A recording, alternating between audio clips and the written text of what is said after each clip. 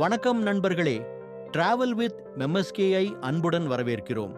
இந்த சேனலில் ஆன்மீக தலங்கள், வரலாற்று இடங்கள் மற்றும் அழகான பயண அனுபவங்களை உங்களுடன் பகிர்கிறோம்.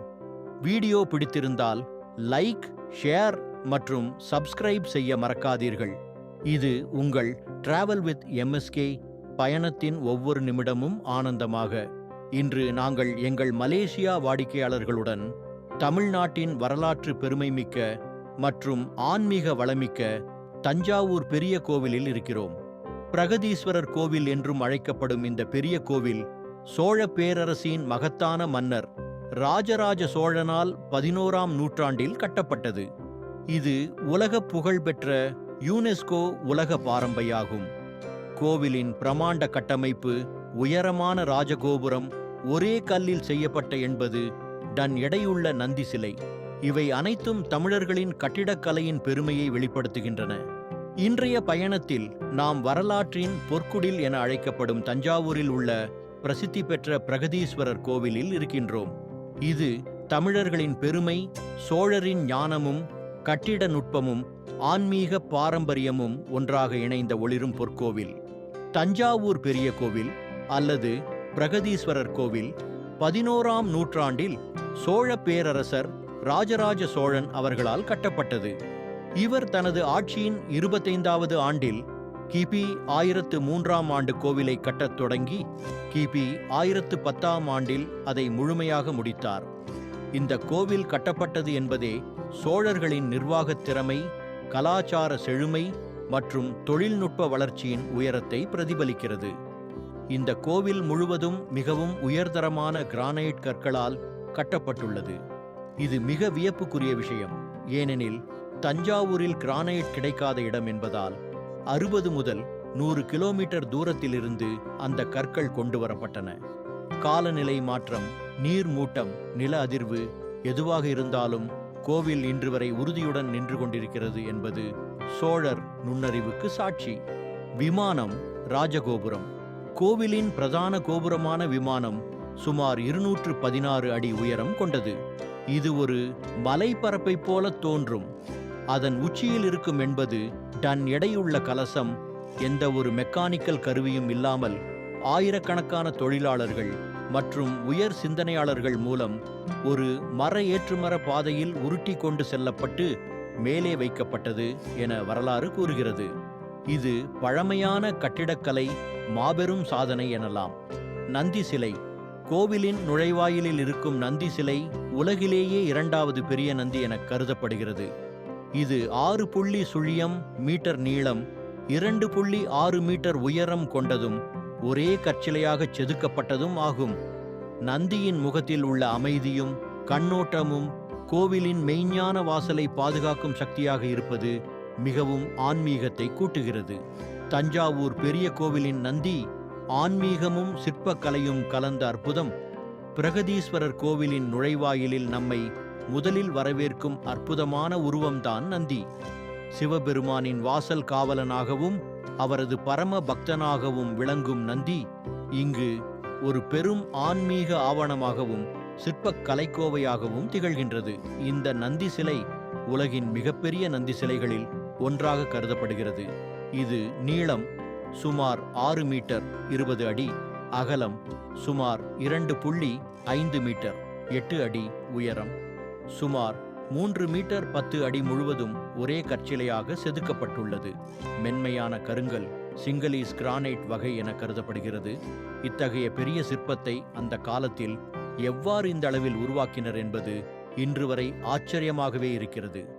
நந்தியின் உடல் முழுவதும் நேர்த்தியான வேலைப்பாடுகளால் அழகுறச் செதுக்கப்பட்டுள்ளது. அதன் முகபாவம் மிக அமைதியாகவும் தியானமயமான கண்ணோட்டத்துடனும் காணப்படுகிறது. இது பக்தியின் அடையாளம் மட்டுமல்ல, சிற்பக்கலையின் உச்சநிலையும் எனலாம். நந்தி சிவபெருமானின் வாசலை நோக்கி இருக்கின்றது. இதனால் நந்தியை வழிபடுவதை சிவபெருமானை வழிபடுவதைப் போலவே சிறந்ததாக கருதுகிறார்கள். நந்திக்கு முன்னால் நிற்கும் பக்தர்கள் உள்ளத்தால் வணங்கும் போது அவர் ஊடாக சிவனிடம் நம்முடைய மனப்பாடுகளை சேர்க்கலாம் என்று நம்பப்படுகிறது. இது மட்டுமல்ல, தஞ்சாவூர் நந்தி சிறப்பாக விளங்குவது அது இருக்குமிடத்தின் ஆர்கிடெக்சரலான அகலம், உயரம் வாஸ்து பரிசீலனை ஆகியவற்றும் சிறப்பாக பின்பற்றப்பட்டுள்ளதாலும் கூட. இந்த நந்தி சிலை கடைசி திருப்பத்தில் சோழ காலத்தின் முடிவில் செதுக்கப்பட்டதாகவும் பின்னர் விஜயநகர அரசரால் சில பகுதிகள் புதுப்பிக்கப்பட்டதாகவும் வரலாற்று ஆய்வாளர்கள் கூறுகின்றனர். தஞ்சை நந்தி சக்தியின் அமைதியான உருவம். அது பார்வையில் அமைதி, அமைப்பில் சிற்பம், நம்பிக்கையில் ஆன்மீகம். கல்வெட்டுகள். கோவிலின் சுவர்களில் உள்ள கல்வெட்டுகள் தமிழரின் பொக்கிஷமாகும். இதில் ராஜராஜ சோழன் தந்த தானங்கள், நில அளவைகள், வீணையர்களுக்கு அளித்த பொருளாதார ஆதரவு, சிவன் கோவில் பராமரிப்பு நிதிகள் மற்றும் பண்டிதர்களுக்கு அளிக்கப்பட்ட மரியாதைகள் போன்றவை சுமார் 107 கல்வெட்டுகளில் தெளிவாக பதிவாகியுள்ளன. இது தமிழ் மொழியின் தொன்மை, சோழரின் அருளாட்சியும் மிக அழகாக பிரதிபலிக்கின்றன. சிற்பக்கலையும் சாஸ்திரங்களும். கோவிலின் இடமெல்லாம் சிற்பக்கலை சிதறி கிடக்கிறது. சிவபெருமானின் 108 நடராஜர் உருவங்கள், துவாரபாலகரின் மாயமயமான கண்கள், சுமங்கலி பெண்களின் பீடங்கள், all hand crafted with exquisite detail. கோவிலின் கட்டிட அமைப்பு வாஸ்து சாஸ்திரம் மற்றும் அகம சூத்திரம் என்ற பண்டைய கட்டுமான நூல்களின் அடிப்படையில் திட்டமிடப்பட்டுள்ளது. தெய்வீக அமைப்பு. கோவிலில் மூலவராக பிரகதீஸ்வரர் சிவன் வீற்றிருக்கிறார். அவருடைய துணையான பெரியநாயகி அம்மன் பக்கத்தில் தனி கோவிலில் அருள்பாலிக்கிறார். சிவபெருமான் மூர்த்தம் மிக உயரமானது, சுமார் 12 அடி உயரத்துடன் அகலம் கொண்டதாக உள்ளது. இது சிவனின் சக்தியின் அடையாளமாக கருதப்படுகிறது. மேலும் கோவிலில் விநாயகர், சுப்பிரமணியர், நடராஜர், தட்சிணாமூர்த்தி உள்ளிட்ட பல தெய்வங்களுக்கு தனி ஆலயங்கள் உள்ளன. பக்தி வழிபாடுகள் மற்றும் விழாக்கள். இக்கோவிலில் வருடாந்தம் மகா சிவராத்திரி, நவராத்திரி மற்றும் தைப்பூசம் உள்ளிட்ட விழாக்கள் மிக விமரிசையாக நடைபெறும். ஆயிரக்கணக்கான பக்தர்கள் அந்த நாள்களில் வந்து இறைவனின் அருளை பெறுவர். கோவில் இசைக்கலைக்கும் புகழ் பெற்றது. தஞ்சாவூர் பாணி எனப்படும் பாரம்பரிய இசை நிதி இங்கிருந்தே வெளிப்பட்டது. யுனெஸ்கோ பாரம்பரிய சின்னம். 1987ஆம் ஆண்டு இந்த கோவில் யுனெஸ்கோ உலக பாரம்பரிய களஞ்சியத்தில் இடம்பெற்றது. இது தமிழர் கட்டிடக்கலையின் சிறப்பையும் உலக பாரம்பரியத்தின் நிலையான புகழையும் உணர்த்துகிறது.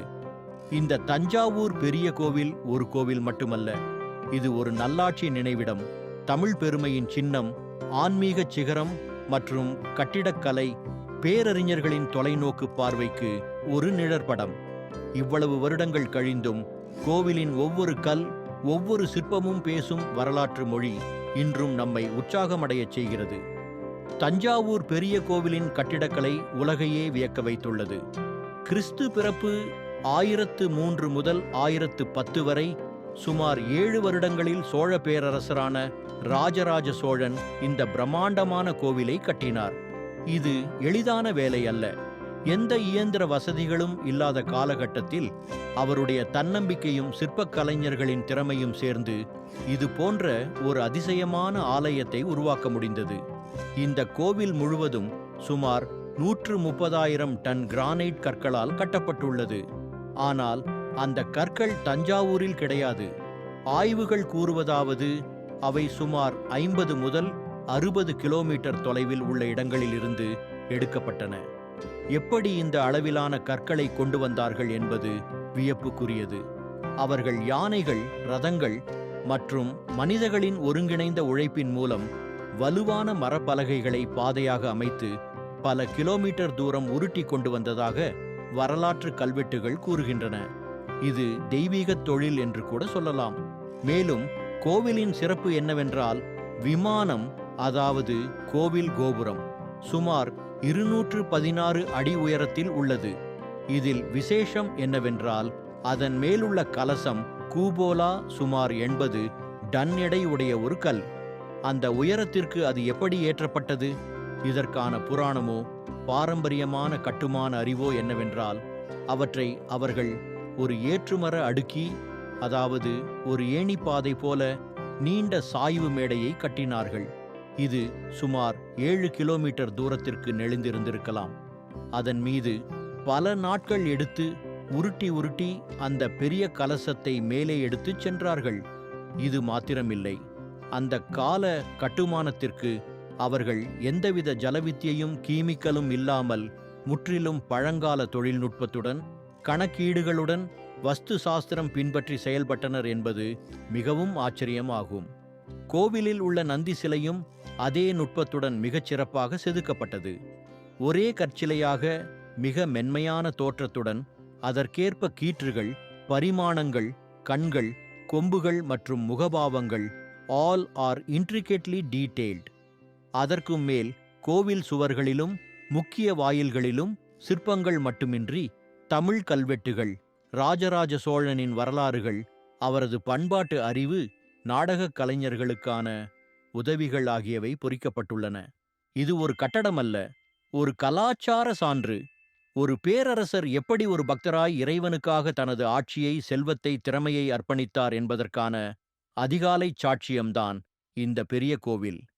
இது உன்னதமான கட்டுமான அறிவும் ஆன்மீக அர்ப்பணிப்பும் சேர்ந்த ஒரு உலக பொக்கிஷமாக இன்று யுனெஸ்கோ உலக பாரம்பரிய தளமாகவும் விரிவடைந்துள்ளது.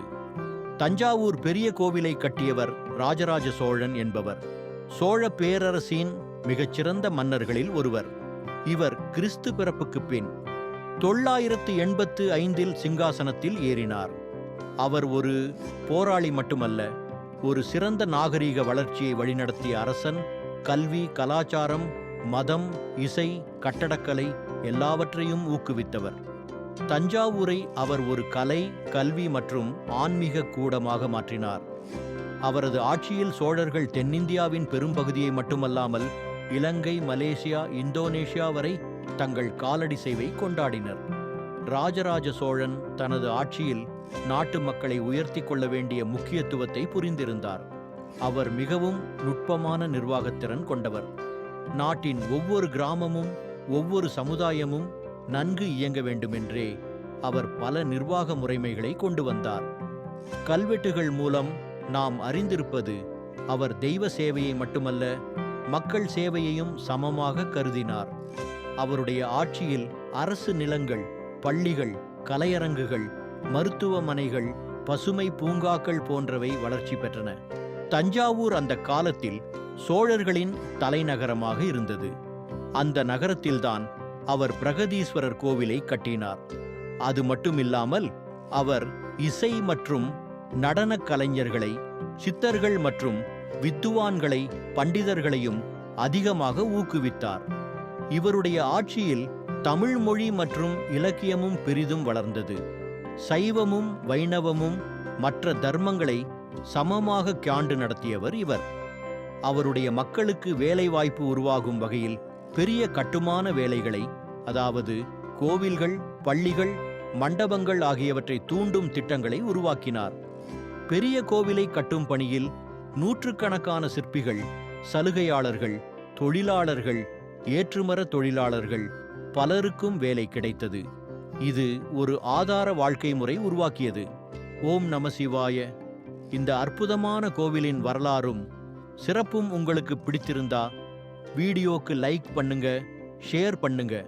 டிராவல் வித் எம்எஸ்கே சேனலை சப்ஸ்கிரைப் பண்ணி மேலும் இப்படி ஆன்மீகம் நிறைந்த வரலாற்று பயணங்களை தொடர பெல் ஐகானை மறக்காமல் அழுத்துங்க.